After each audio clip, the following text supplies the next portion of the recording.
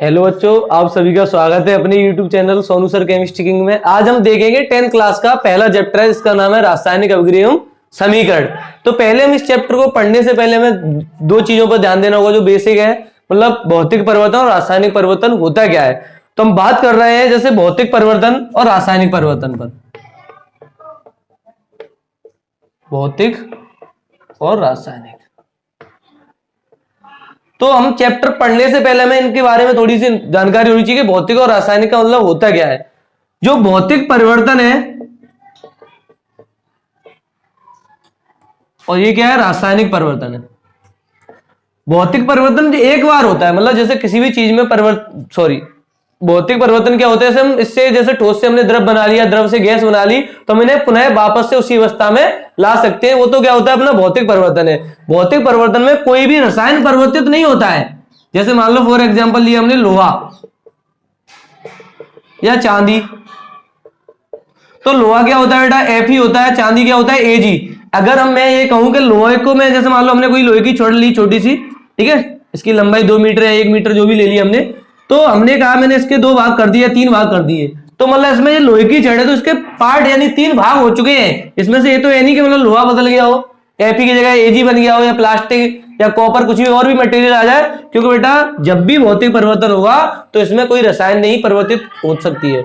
लोहा है तो लोहा ही रहेगा, चांदी है तो चांदी रहेगा। लेकिन रासायनिक परिवर्तन में क्या होता है, अगर एक बार कोई परिवर्तन हो गया वो हो गया। जैसे मान लो फॉर एग्जांपल हमने लिया दूध से दही बनना, दूध से दही बनना, तो जो दूध से दही बन चुका है तो हम इसे दही से वापस दूध नहीं बना सकते, क्योंकि ये रासायनिक परिवर्तन है। जो दूध से दही बना है वो एक बार परिवर्तन हो गया है, इसे हम वापस से पुनः दूसरी अवस्था में नहीं परिवर्तित कर सकते हैं। जैसे मतलब और भी चीजें होती है इसके अंदर, ठीक है, जैसे हमने मान लो दूध से दही बना दिया, या हमने कोई और मटेरियल लिया, जैसे मान लो हमने कोई रिएक्शन ले ली, H2O2 यानी क्या बन गया, जल बन गया H2। तो H2 क्या बनी, एक गैस है, यानी इसे बोलते हैं हाइड्रोजन गैस, ठीक है। और O2 क्या है, ये भी गैस है, ऑक्सीजन गैस है, इससे बन गया बेटा H2O यानी जल बन गया, तो इसे क्या बोलते हैं, लिक्विड। देखो ये अवस्था क्या है, गैस है, और ये क्या है, लिक्विड है।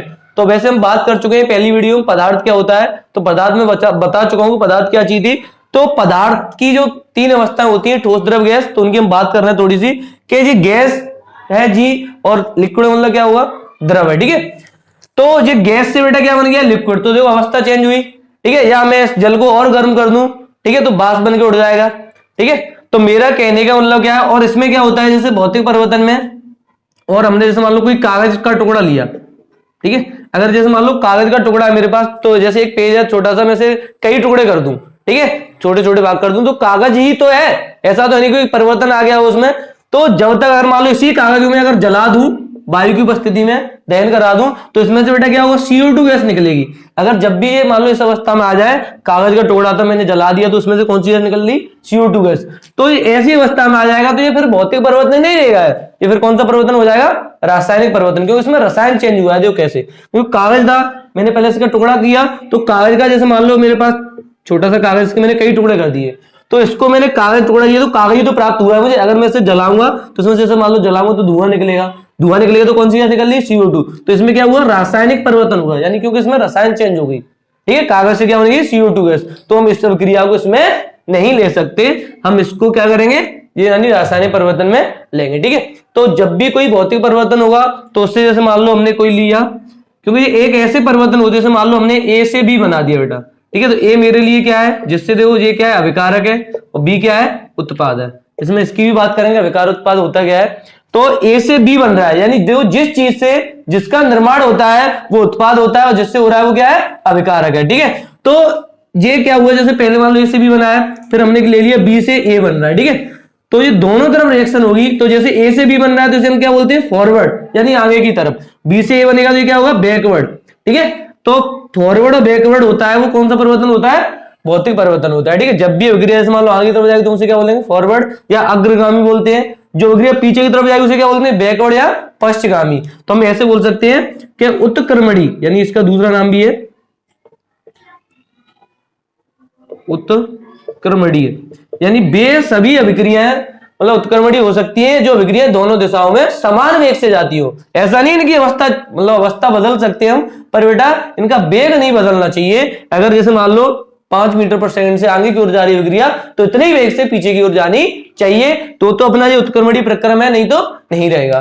क्यों? क्योंकि बेटा इसमें अवस्था परिवर्तन होती है। जैसे मान लो बर्फ से जल बना दिया, ठीक है, बर्फ से क्या बना दिया? जल। तो बर्फ क्या है अपनी? सॉलिड है, जल क्या है? लिक्विड है, ठीक है। तो इसमें अवस्था तो चेंज हुई, जैसे मैंने अभी बात की थी रासायनिक परिवर्तन में भी अवस्था चेंज हो सकती है, इसमें भी अवस्था चेंज हो सकती है, पर इसमें बेटा फॉर्मूला यानी रसायन का परिवर्तन नहीं होगा, क्योंकि बर्फ भी तो जल रही है, H2O, और जल तो है ही H2O खुद, ठीक है। या मैं इसे भाप बन के उड़ा भी दूं तब भी तो जल की वाष्प बोलेंगे, इसमें रसायन चेंज नहीं हुई। मेरा कहने वाला क्या है, भौतिक परिवर्तन तभी होगा जिसमें कोई भी पदार्थ बदलना नहीं चाहिए, जो है पहले से वही रहना चाहिए, ठीक है। और लेकिन रासायनिक परिवर्तन में क्या होना चाहिए? रासायनिक परिवर्तन तभी होगा जिसमें परिवर्तन होना अनिवार्य है, ठीक है। तो जैसे और भी चीजें थी, तो अभी हम बात कर रहे थे अभिकारक उत्पाद क्या होता है। तो अभिकारक उत्पाद क्या होता है? वैसे अभिकारक को रिएक्टेंट बोलते हैं, उत्पाद को प्रोडक्ट बोलते हैं। तो अभिकारक क्या होता है? अभिकारक का मतलब ये है जैसे जो चीज क्रिया कर रही है वो तो अभिकारक है, जिससे जो बन रहा है वो क्या है बेटा? उत्पाद है, ठीक है। जैसे मान लो ए से भी बन रहा था, भले ही दोनों दिशाओं में, पर बेटा जब भी रिएक्शन होगी तो पहले प्रारंभ में अभिक्रिया कहां जाएगी? फॉरवर्ड, क्योंकि दुनिया का प्रत्येक कण कहां जाता है? अपने वेग की दिशा में।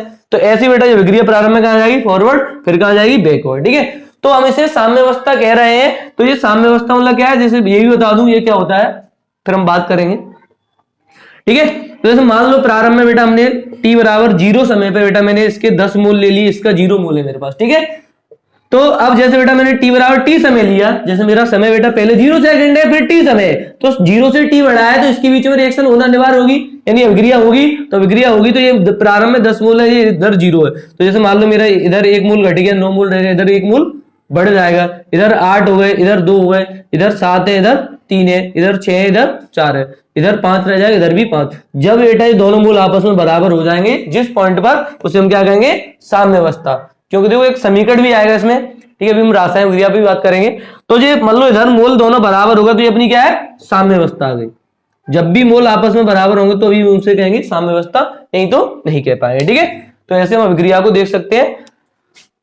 अब रासायनिक परिवर्तन में जैसे और भी पॉइंट आते हैं, इन्हें हम जैसे मान लो इसमें एक तो ये अवस्था बदलनी ही चाहिए, अवस्था परिवर्तन होगा तो ही रासायनिक परिवर्तन होगा, ठीक है। अवस्था परिवर्तन जैसे मान लो सॉलिड से लिक्विड, लिक्विड से गैस, या रंग परिवर्तन हो सकता है, ठीक है। जैसे मान लो किसी भी चीज का कलर बदल जाए, जैसे मान लो इधर कोई चीज लिक्विड में उधर गैस बन जाए तो उसका कलर चेंज हो सकता है, या ठोस से लिक्विड बन जाए तो उसका भी कलर चेंज हो सकता है। तो एक तो अवस्था परिवर्तन भी हो सकता है, एक रंग परिवर्तन भी हो सकता है, एक बेटा इसमें से गैस निष्कासित भी हो सकती है। जैसे मान लो कोई भी गैस निकल जाए, गैस निष्कासित हो सकती है, ठीक है। जैसे अभी हमने बात की थी कागज को जलाया था, तो कागज को हम जला रहे थे तो कौन सी गैस निकल रही थी? CO2 गैस, ठीक है। तो इसमें से गैस भी निष्कासित हो सकती है, ठीक है।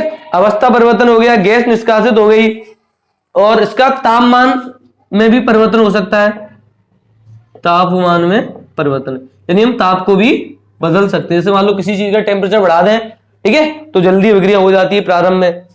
तो ये अपन बेटा भी सिर्फ क्या पढ़े, भौतिक परिवर्तन और रासायनिक परिवर्तन में अंतर क्या होता है। भौतिक एक बार फिर बता दूं मैं, भौतिक परिवर्तन क्या होता है कि भौतिक परिवर्तन में तो क्या करेंगे अपन, रासायनिक परिवर्तन नहीं होना चाहिए, मतलब कोई भी केमिस्ट्री का प्रोडक्ट नहीं बदलना चाहिए, और रासायनिक परिवर्तन में रासायन बदलनी ही चाहिए अनिवार्य, ठीक है। तो हम बात कर लेते हैं अभी रासायनिक अभिक्रिया क्या होती है। तो किसी को नोट करना है नोट कर सकता है, तो मिटा देते हैं इसको।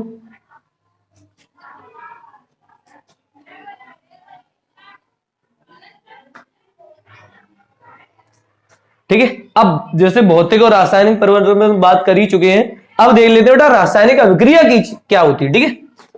तो रासायनिक अभिक्रिया क्या है?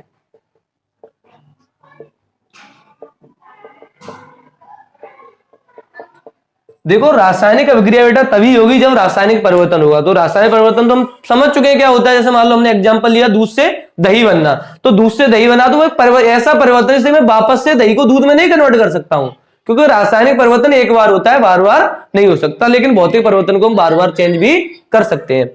तो रासायनिक अभिक्रिया में क्या होता है, रासायनिक परिवर्तन तो होना ही अनिवार्य है, तभी रिएक्शन होगी, नहीं तो नहीं होगी। रासायनिक परिवर्तन तो होगा ही होगा, ठीक है।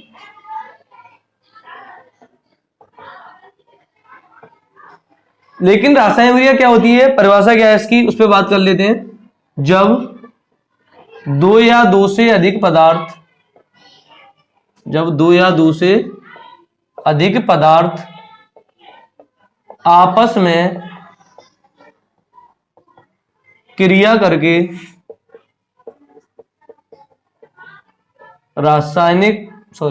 जब दो या दो से अधिक पदार्थ आपस में क्रिया करके नए पदार्थ का निर्माण करते हैं, नए पदार्थ का निर्माण करते हैं, रासायनिक अभिक्रिया कहलाती है।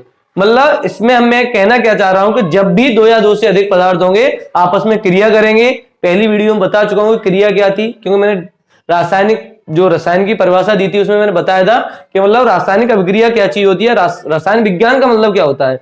तो वहां भी अपन पढ़ चुके हैं कि रसायन विज्ञान क्या चीज थी, तो वहां मैंने उस वीडियो में बताई हुई है कि परमाणु, अणु, आयन, यौगिक क्या होते हैं। तो पहले अगर हम उस वीडियो को देख लेंगे तो ये बहुत जल्दी समझ में आएगी, ठीक है। तो जब दो या दो से अधिक पदार्थ आपस में क्रिया करके नए पदार्थ का निर्माण कर रहे हैं तो क्या है, रासायनिक अभिक्रिया। अभी हम बात कर रहे हैं नए पदार्थ का निर्माण। मैंने अभी बोला था कि दूध से दही बनेगा तो ही तो रासायनिक अभिक्रिया है, क्योंकि उसमें परिवर्तन हुआ है। तो यहां बेटा क्या, नए पदार्थ का निर्माण होगा तो ही हम उसे कहेंगे, नहीं तो नहीं कह पाएंगे, ठीक है। जैसे हमने मान लो कोई रिएक्शन ली बेटा कि C+O2 यानी क्या बन गया, CO2, क्योंकि यहां बेटा देखो कार्बन है और ये क्या है, ऑक्सीजन है, ठीक है। अकेला ऑक्सीजन नहीं है, ऑक्सीजन गैस है बेटा, तभी तो मैं इसे O2 लिख रहा हूं ना। तो C+O2 क्रिया करके क्या बनना है, CO2, क्योंकि कार्बन सॉलिड है यानी ठोस है, ऑक्सीजन क्या है, गैस है, और CO2 भी तो क्या है बेटा, गैस है। क्योंकि देखो इसकी अवस्था ही बदल गई। अभी मैंने बात किया था कि अवस्था परिवर्तन भी हो सकता है। देखो ये सॉलिड है, ये गैस है, ठीक है। अवस्था भी चेंज हो सकती है, रंग भी परिवर्तित हो सकता है, ठीक है। तो रासायनिक अभिक्रिया समझ में आ गई क्या होती है। या और भी समीकरण ले लो, जैसे फॉर एग्जांपल जैसे सांस लेना भी तो एक रासायनिक अभिक्रिया है, क्योंकि मैं सांस ले रहा हूं तो ऑक्सीजन गैस ले रहा हूं, CO2 गैस बाहर निकल रही है। तो देखो CO2 गैस बाहर निकली तो मेरे अंदर बेटा CO2 गैस का निर्माण होगा, तभी तो बाहर निकलेगी ना, क्योंकि कार्बन है और ऑक्सीजन गैस मैंने ली तो कार्बन प्लस O2 क्या होते हैं, CO2 बन गया, ठीक है। तो अब जैसे मान लो हमने कोई और समीकरण ले लिया, जैसे Mg+O2, तो क्या बन गया, MgO बन गया, मैग्नीशियम ऑक्साइड बोलते हैं, ठीक है। यानी ये कैसे बन गया, क्योंकि मैग्नीशियम एक रिवेन होती है, ऐसे हम जलाते हैं बेटा वायु की उपस्थिति में तो मैग्नीशियम ऑक्साइड बन जाता है। और मैं बता चुका हूं जब भी देखो कोई भी चीज जलाते हैं तो उसमें से CO2 गैस तो निकलती है, ठीक है। जैसे अभी हमने कागज बताया था, कागज जलेगा तो उसमें से धुआं निकलेगा, तो कौन सी गैस है, वो CO2 है। क्योंकि जब भी रासायनिक परिवर्तन होगा तो उससे नया पदार्थ ही बनेगा, क्योंकि उसमें रसायन बदलनी ही चाहिए, तो ही तो अपना रासायनिक अभिक्रिया, नहीं तो नहीं है। तो इसमें जो एक चीज और बता दें, अभी मैंने अभिकारक उत्पाद बताया था, क्या होता है कि जैसे मान लो जो चीज बेटा क्रिया कर रही है वो क्या है अपने लिए, अभिकारक। जैसे मान लो इसी रिएक्शन में कोई तुम्हें पूछे सर इसमें अभिकारक का उत्पाद क्या है, तो बेटा C+O2, ये क्रिया करके बन रहा है ना C+O2, तो ये क्या है बेटा, लिए अभिकारक है अपने लिए,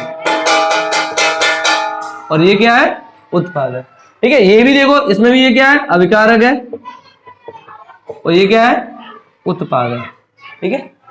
आज के लिए इतना ही, बाकी इसमें बात करें अगली वीडियो में।